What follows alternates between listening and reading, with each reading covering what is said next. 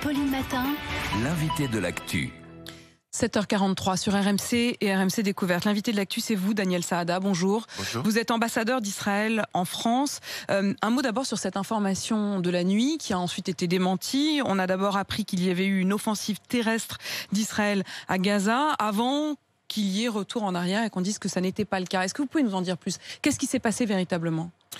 Eh bien, nous avons massé une partie de nos troupes à la frontière et nous utilisons nos moyens d'artillerie et de blindés pour essayer de porter atteinte au réseau de tunnels qui sont utilisés par le Hamas pour transporter ces armes et qui permettent de tirer sur nos populations civiles. Donc je crois que cette erreur vient de là, lorsqu'on a vu cette concentration massive des troupes à la frontière.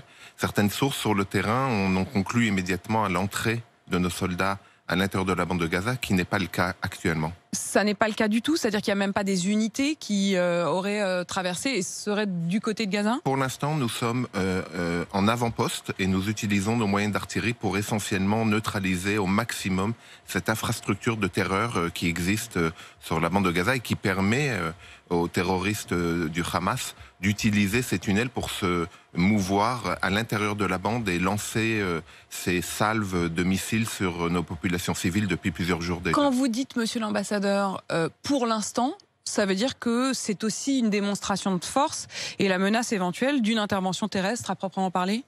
Écoutez, vous savez, nous sommes confrontés à une situation extrêmement compliquée parce que nous n'avons pas un ennemi. Je vous ai entendu, j'ai entendu tout à l'heure l'expression deux pays qui sont en guerre. Ce n'est pas deux pays qui sont en guerre. C'est une organisation terroriste, le Hamas, reconnue comme telle par toute la communauté internationale, y compris par la France, qui s'est lancée dans une offensive face à des populations civiles.